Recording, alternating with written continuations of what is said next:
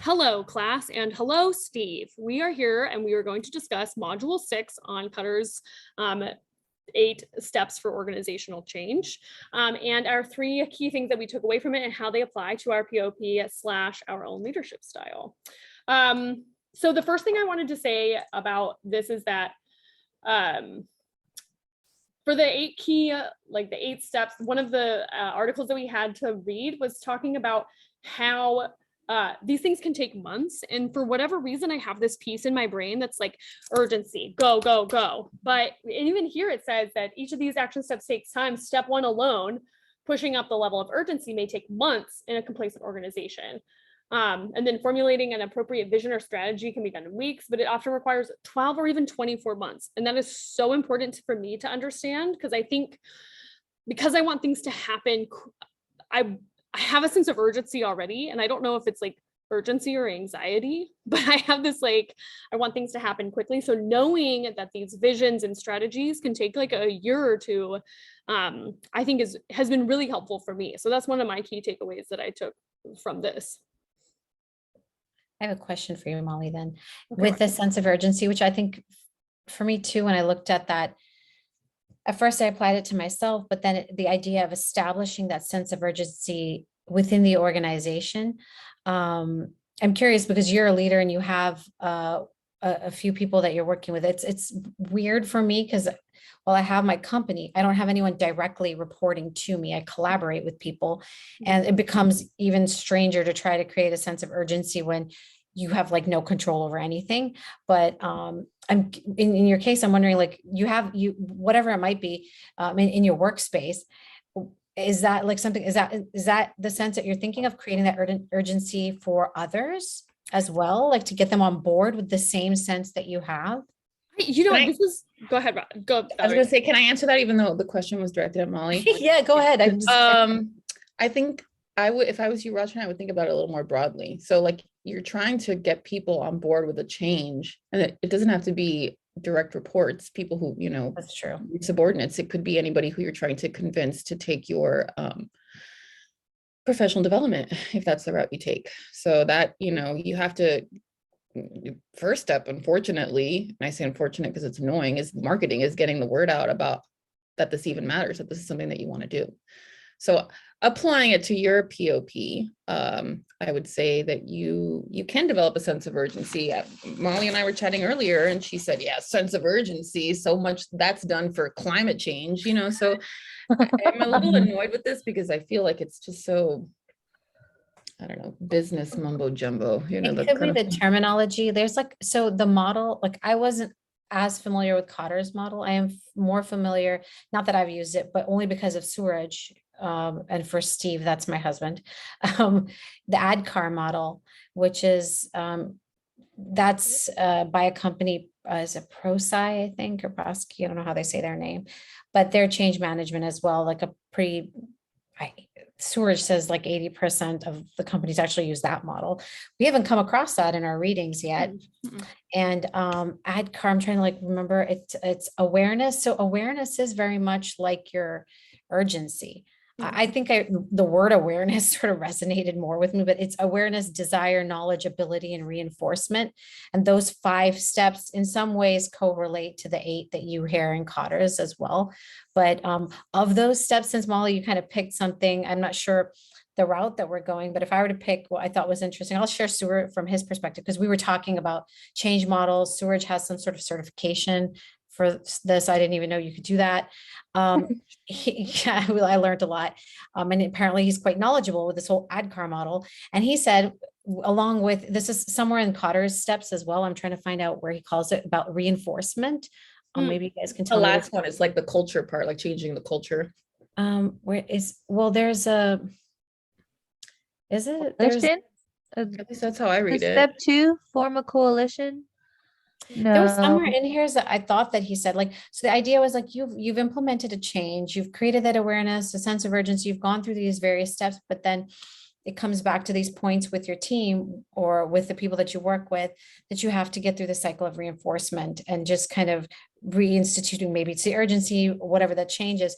And he told me when he led like a team of about 70 people, that was, I think the one step that stuck out for him was the reinforcement part and coming back to that every time. And so I thought that was interesting. Well, and it's interesting because when you talk about it, what I was thinking is like, I feel like reinforcement happens at every single stage in Kotter's model. And so then it makes me wonder, like, Kotter seems to be like very like chronological. You start with 1 and then you go to 8, and 8 is when you're done. But ADKAR seems like it's more of like a iterative. Like you keep coming back to awareness and then this, and then you reinforce, and then you come back. After that's a good point. So I'm like trying to see. Mhm. tying it back to, as we should be, our POPs, and bringing Yazmin in here. Mhm. You know, for you, it would necessarily be the case because you always have a new group of students and you always have to convince the parents Yeah. that this program is worthwhile. When I Yas- first saw urgency, I thought teachers, like we are all aware that there's an urgent need to like intervene with our students' learning because they're just behind. They continue to be behind and we can't ever catch them up. So there is a sense of urgency within teachers, and I think even higher, like principals and school districts. But where there's a disconnect is the higher up, like the state funding. Mm. I'm learning a lot about how public education is like getting kicked in the butt through the elections here in Arizona, you know. So that's where like the urgency is down in the smaller system, but when it comes to the big system, it's like, no, we don't care about you. So You know, I feel like you bring up a really great point, because one of the things I wrote down is, what is change? Like, what does that even mean? Because I can Yeah. identify where I think this specific model would be helpful in my context. But I think it changes when you add in these other like systemic issues. It becomes way more complex. And I mean, even just referring to like climate change, like how do we build a sense of urgency globally? it But kind with of my own reminds me of context. grit. Like if you just work hard enough and you'll get there. Like, yeah. Well, one of the articles that I read on the blog, it reminded me of Switch, because it talked about the burning platform, which I freaking hate that. Like, it makes me so angry that they use that. And maybe it's just the like people They actually hate died, what? and my brother works in the oil and gas industry, and so this Oh, idea of like a burning that. platform is like, this is gonna jumpstart us. I'm just like, why would you even use that terminology? You are Oh, yeah, correct. marketing stuff is, and like these kind of metaphors are awful. They're awful. But with Sorry. this, no, I agree. And but the article I read, and Chip and Dan Heath from Switch agree. They're like, while this may ignite action and even deliver some measure of return, the short-lived response is the product of fear rather than optimism and motivation. And that may be also like one of the issues with the urgency around climate change is it's a lot of like fear, doom, gloom, and anxiety. And that only sparks short-term change, not long-term motivation. Yeah. Yeah, and people get really burnt out on stuff like that too. What about you, Valerie? And bringing this into your context, which is, Well, I don't have a context yet, but as so what I've been writing about when I consider my, nascent context is just what the onboarding process has looked like for me, and my interactions with everyone, especially people who are leaders, and how that's kind of how it's really shaping me and my role in the organization. I mean, it's probably because we're always talking about leader this and leader that, that's on my mind, and obviously I have to get some thought to it, but it's hard for me to consider change right now when I don't know what I want to change. But I have been thinking more about leadership, and I have to wonder, the people that I'm looking up to, how much do they refer to these sorts of, these lists? Everything's a list, like everything is a list. And, even like Phoenix magazine, their most popular selling magazines are like the top 20 things you need to do this summer. Like everything is a damn list. And so I'm frustrated by it because it feels so gimmicky to me. And it feels like, who moved my cheese, like that cheesy book, like you mean like the list as in these steps? The steps, and I'm sure it's useful. I'm just, feeling a little bit negative, I suppose, maybe a bit pessimistic. I just want to know, how often do people actually reference these lists and go, well, this is where we are? I think Courage does, and that's. I mean, I know you just said that, but of course, I mean, like as a real I don't lead example, 70 people, so you know. but that's true, and that's the part I do agree. Like, I feel like he could apply this because he suddenly came into a company, and he was about to make drastic changes and move people around, and people like that's they're gonna hate you.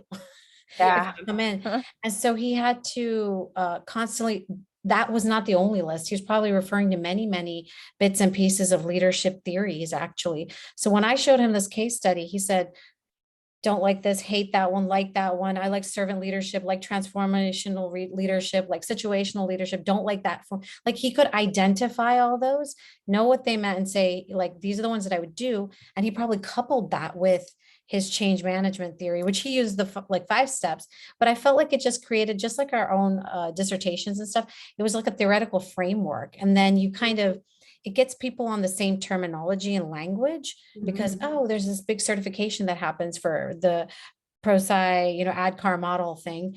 And he got that certificate. So it provided a language for everyone. But at the end of the day, I mean, it is a list. It probably just kind of gives some reference. And I think, like Molly said, I hadn't asked him this, but my guess is it was very cyclical how he went about it. It wasn't literally like one after the other. It might have given him a theoretical framework coupled with his leadership theories, but then it was so specific to that context.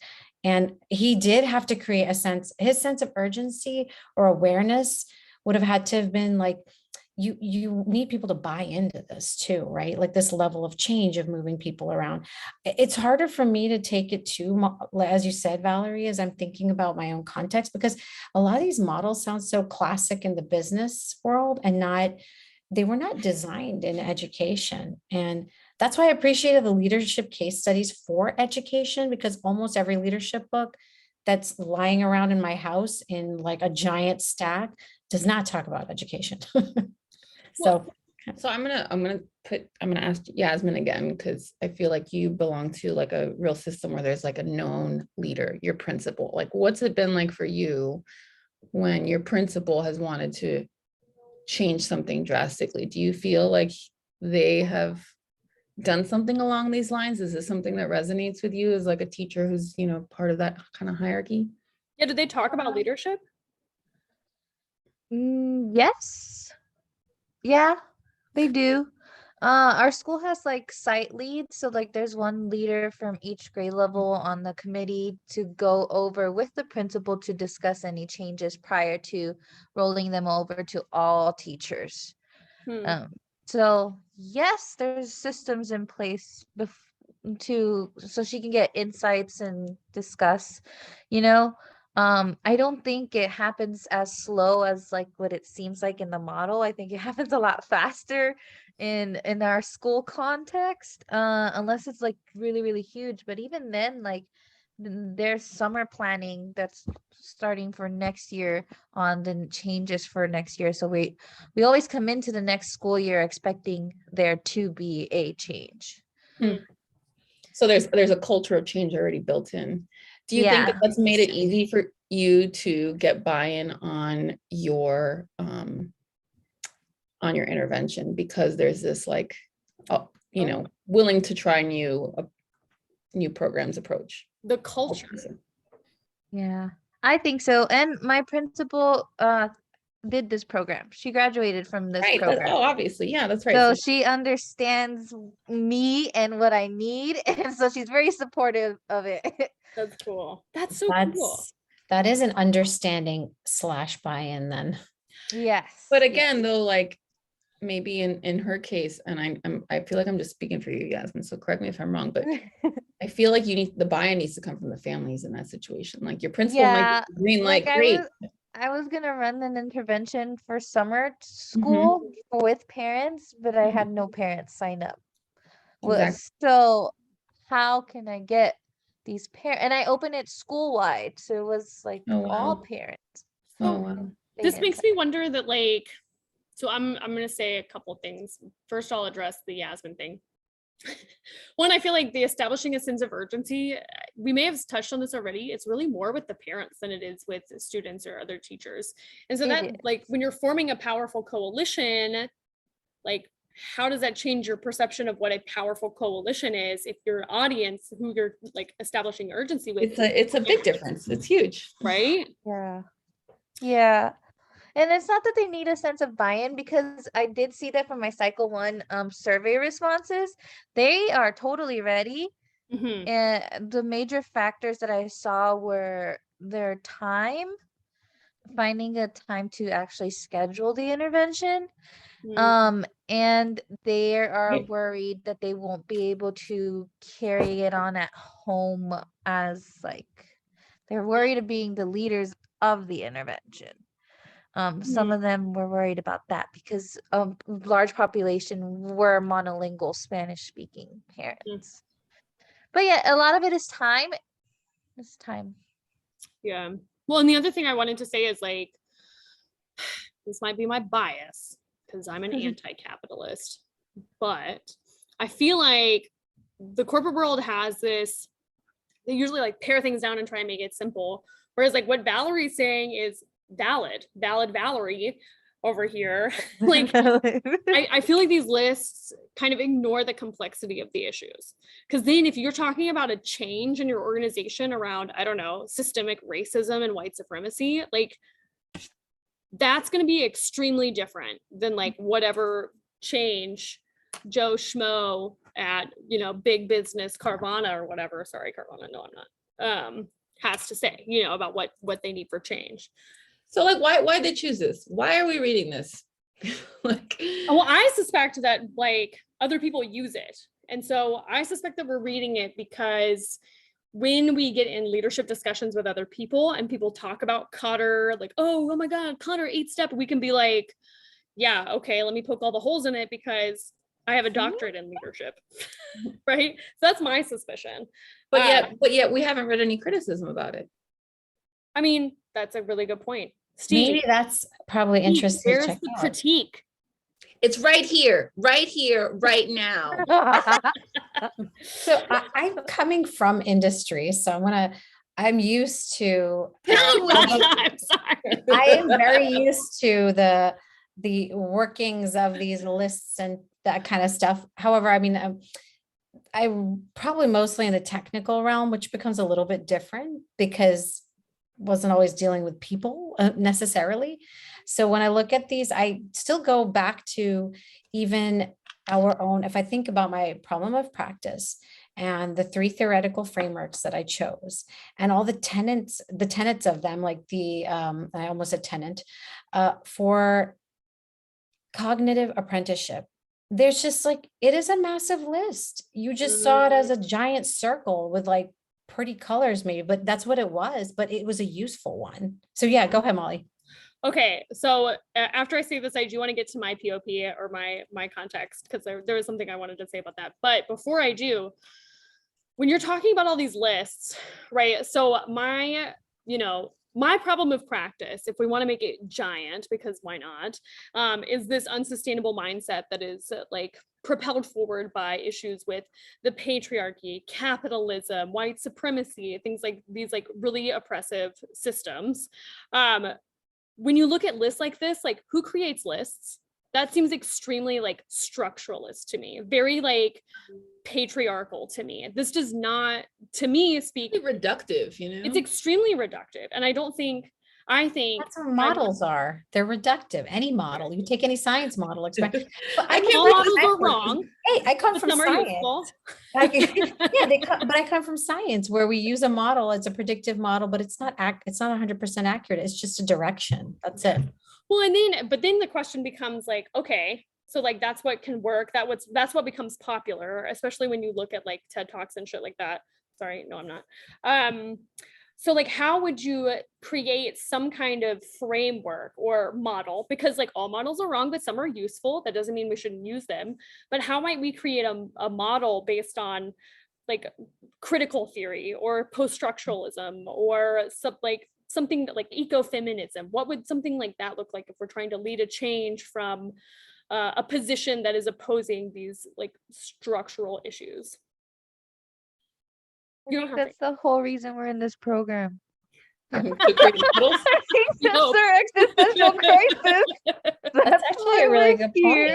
point. Molly, you're going to come up with that framework. You're going to take the ad card, the Kotter one, and then that's what all like people who have taken like, if I'll just say cognitive apprenticeship, because that's the only one that I can think of right now. And someone who in one of their dissertations created another version of it, like you did in your master's, Molly. I remember you said you had your own theory and she called it collaborative. So she turned cognitive to collaborative. And if you really dig into what it was like, if I put it as an equation, it sounded to me like cognitive apprenticeship plus community of practice equals this new model that she created. So I think it was in the context of her work and then probably picking and choosing aspects of that theoretical framework and applying it to her work or something like that. So I almost feel like you might be doing that with some of these more, complex issues that you're talking about. And I don't know. I I doubt think it. that's but why we have to read these, we can hope. so we're prepared to create our own models and frameworks. Yeah. You could That's a be good if you're point. doing a PhD or we're like, So the one thing I wanted to connect to my my context, this doesn't actually have to do with my problem of practice necessarily, but I, as much as I hate on literally everything, I do find this very useful. And I actually sent it to one of my students. Okay, so I work with this student and she is leading this effort of other students, and they want sustainability to be included in courses throughout the entire university. And so she's like trying to create a task force to work with faculty to get sustainability embedded in curriculum across ASU, because like basically her point is like, if we really cared about sustainability at ASU, you'd see And it. everything. Yeah. You'd see it. And she's not wrong, but there are so many issues there. First of all, like there's no one to oversee the program. 2, there's no funding. This is completely like volunteer and student led. What faculty is going to like listen to is like a student? I mean, I think all of the faculty we know would, but for example, I'm writing a grant to work with engineering faculty, which is one of the most notoriously difficult faculty to work with, right? So what I did was I actually sent this to her and I was like, hey, like, let's discuss this because this might be a good model to use for her specific project. And so for me as like a leader, one of the other like backstories with the student is that like she's kind of bounced around between mentors and hasn't had a whole lot of like guidance. And so someone was like, I think that she could use a lot. And so I feel very compelled to be like, okay, cool. Like I can do that. I can be there for her. But one of the things that I think about this model is I think that it's basic enough that I think it could be really helpful for her in framing how she's going to go about doing this. So like even establishing the sense of urgency, I think she's already done that. Like she has talked to President Crow about this already. The big question is like, what is your vision? How are we going to communicate your vision? And so like, for me, it's a great framework to use as a leader with her, because like, I think that these are steps that she can like feasibly take in order to like get this kind of off the ground. Molly, I have 2 thoughts on that. Yes. Thought 1, referencing the switch book, starting small and building on those small successes. So yes, the big picture is in every class, but start with, computer science or engineering, because I'm and that was exactly what I was thinking, because I'm doing this grant and like we have funding to work with engineering faculty to do sustainability in their classes, and they get an honorarium for being part of this program. You did tell me that. I remember you saying that. And so like that was one of the like small wins that like yeah. No, I'd say that's huge. But my other thought was see if there's anything in Dr. Lindsay's work. She had to embed this new practice, digital citizenship, and it was, so see how she went about. There was a department that had money, and they have money. They can figure this out. Maybe we don't know where the money is, but if Crow thinks it's worth it, I think I think that my biggest concern for her, first of all, like I'm not going to lead this charge. Like this is totally out of my wheelhouse, and like I'm at a point in my life where I'm like, show me the money or I'm not involved. But I think that that's one of the things that my student hasn't seen yet. is that like, sometimes people will say like, cool, sounds like a great idea. Show me what you got. But then there's no support. There's no institutional support. There's no financial support. She doesn't report to anybody. This is a strictly student-led initiative. So it feels very like, cool idea. Good job. Let's see what happens. Well, let's chat offline because I have some more ideas even for funding. So. Yes, Rachna. All right. I don't know why I didn't use that, but I did. To Valerie, your point you asked earlier, I looked up just Kotter's model in education, and I don't know why I didn't do that earlier, but I did find that we were talking about criticism and critique, and what some of the things you said are literally what there's like a set of authors, Applebaum et al. It's like 5 or 6 authors that kind of critiqued 15 years of change management literature. And that's a link that I sent. And they kind of revisited, they went in 2012, they revisited Kotter's 1995-96 change model. And they brought about, like, one of the things that I think both of you said was it's rigid and it's sequential and it's not cyclical. The other thing they talk about is some steps are just not relevant in some contexts. And that's what I was saying. Like, if you look at the words, like the ADKAR one and the kind of 5 words they have and the 8 steps they have, it almost does feel like you have to just choose what's right for your context. And then the other thing it said was the model does not provide enough actionable detail. So this is like a write-up that they did from, I guess, the 15 years of lit studies of change management content.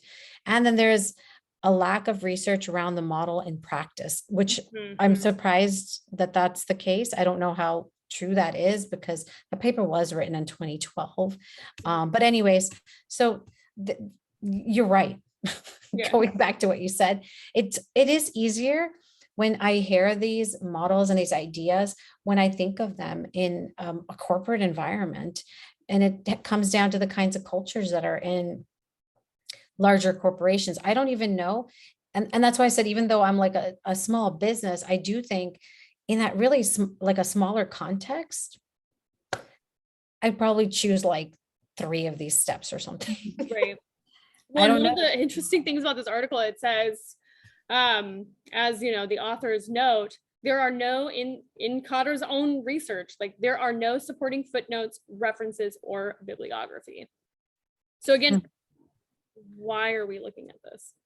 Why this and not something else? The 4 of us are going to write a paper about this in 10 years. Yeah. Oh boy. We're going to be the ones that they reference.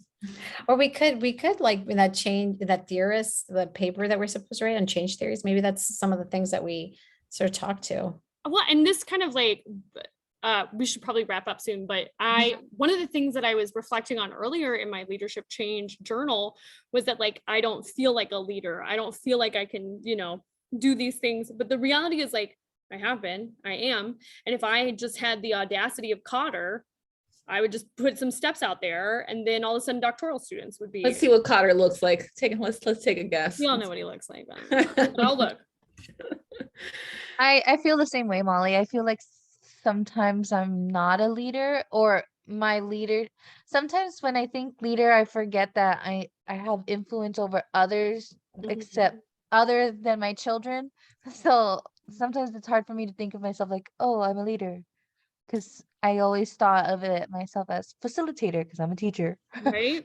No, I'm the same way. And I literally have direct reports, and I like still refuse to see myself as a leader. It's tough. Yeah. We can talk about that more. Do we have any final thoughts? Anybody want to tie this back into their POP or context? Last chance. I can see this working, just not in. I feel like the process just takes so much longer. Like it'll take 1 year after a year after a year for it to actually happen. In my context, at least, in the school, in an elementary school, when you want to change something. One thing that has come from this discussion for me is that, like, Kotter wrote this based on his own experiences, and, like, he probably does have a lot of good experiences, but so do we.